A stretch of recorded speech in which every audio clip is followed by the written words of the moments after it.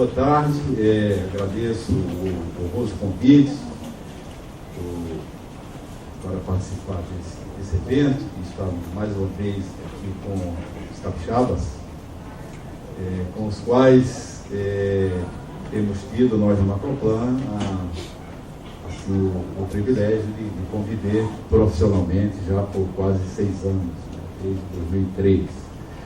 A nossa palestra aqui, nós vamos falar um pouco, fazer uma reflexão sobre a crise e impactos, e eu vou dividir a palestra com meu colega Alexandre Matos, diretor do Macroplan, que foi o consultor responsável pela coordenação do Plano de Desenvolvimento Espírito Santo 2025. Eu vou tratar da primeira parte, uma brevíssima reflexão sobre o mundo e o Brasil em tempos de crise, depois o pós-crise e tentar situar o estado do Espírito Santo, a nossa leitura de como é que nós vemos o estado em face ao futuro e nessa conjuntura de crise. Essa vai ser a primeira parte da apresentação, cerca de 20 minutos, e a segunda parte, que é o futuro do Espírito Santo. Alexandre que vai trabalhar tentando mapear, primeiro, o que é certo ou quase certo, ou seja, eventos e tendências que já estão consolidados, ou que têm uma alta probabilidade de ocorrência, e as incertezas. Essa palestra estará disponível a partir de amanhã no nosso site, www.macroplan.com.br. Ela é muito mais extensa do que vai ser apresentada, tem uma quantidade muito grande de gráficos e tabelas explicativas, né? Até eu sugeri, eu acho que vai estar à disposição de vocês. E logo para a gente iniciar, né, sabendo do desafio de se seguir a uma palestra agradável e brilhante como a do Sardenberg, eu vou tentar fazer um esforço de concisão aqui. O fato é o seguinte: eu não vou ficar fazendo. O nosso foco vai ser sobretudo o futuro, né? E o que é certo ou quase certo até 2012, né, segundo a convergência da maioria dos analistas. Eu acho que essa frase do Martin Wolf, que foi um dos analistas e jornalistas econômicos que acompanhou com maior cuidado, né, essa crise da sua formação, ele nos afirma assim: o capitalismo sobreviverá. Esse é o esplendor, a glória e a abundância desta última década, né? E aí o que se destaca, esses são alguns riscos e possibilidades que se tem aí, e eu queria chamar a atenção dessa questão que nós provavelmente vamos ver uma década de maior aversão ao risco, não significa de eliminação do risco, mas que ele traz uma notícia boa aqui para o nosso país, é que a tendência é haver um aumento da demanda por ativos reais de baixo risco, que pode trazer benefícios para o Brasil, porque nós somos uma fronteira de investimentos de menor risco, em especial na área de infraestrutura. Esse é o primeiro ponto que eu queria chamar a atenção. E já há uma evidência disso. O fluxo de investimento estrangeiro direto, ele diminuiu esse ano, naturalmente, esse ano de crise. Mas a nossa participação aumentou.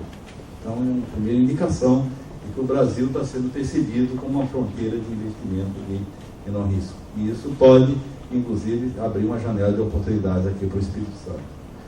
Uma outra coisa que é quase certa ou quase tão certa é o impacto fiscal.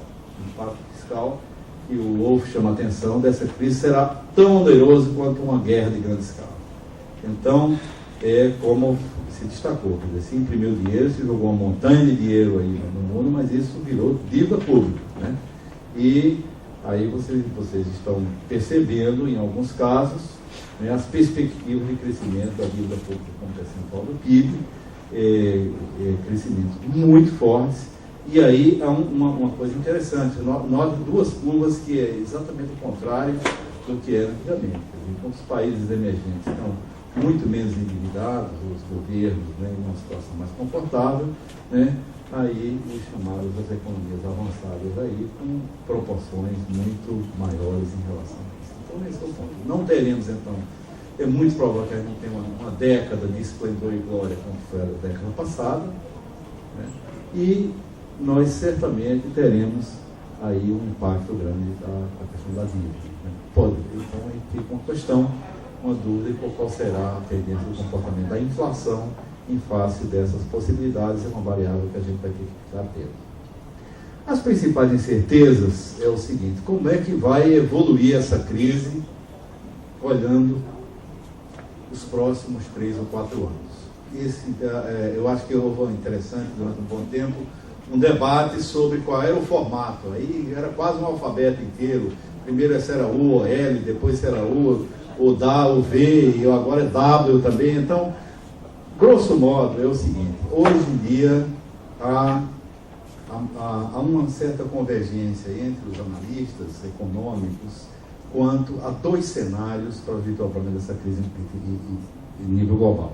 Um que nós chamamos assim de uma superação eficaz, e a gente já estaria um pouco no pedaço da curva ascendente do U, no qual você já se teria passado o pior e a tendência seria de uma recuperação gradual. E o segundo seria uma dupla recessão ou de uma recaída um pouco mais adiante.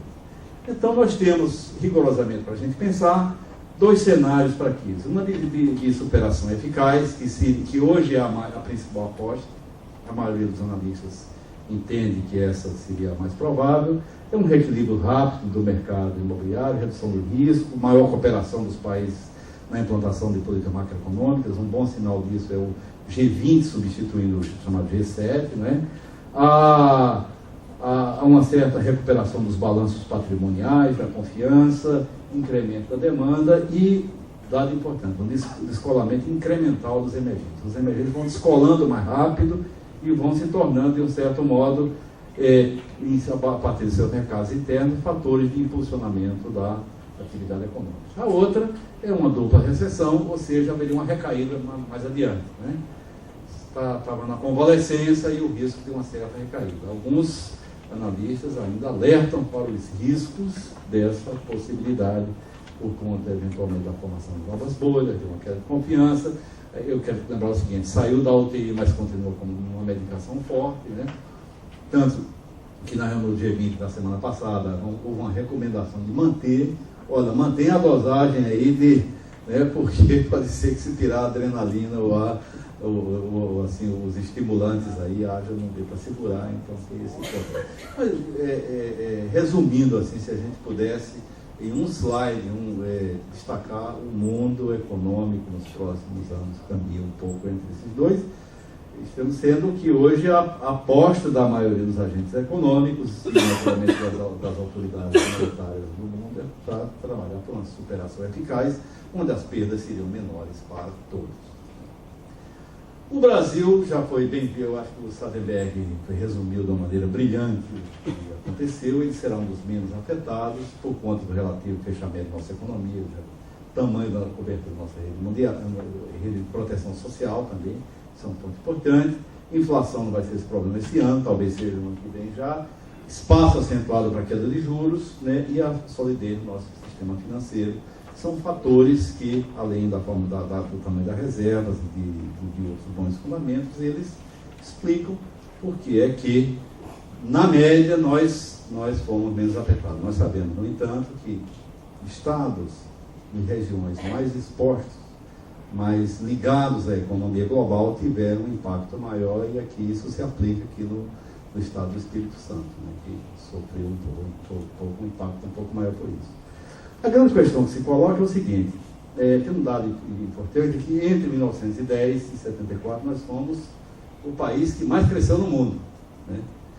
Em média, 7% ao ano. Mas depois desandou, né? Durante quase 3 décadas a gente cresceu a média inferior à economia global, e quando estava bombando nos últimos anos, a partir de 2005, aí deu essa crise, e agora vem, será que mais uma vez ela vai abortar nossa dificuldade?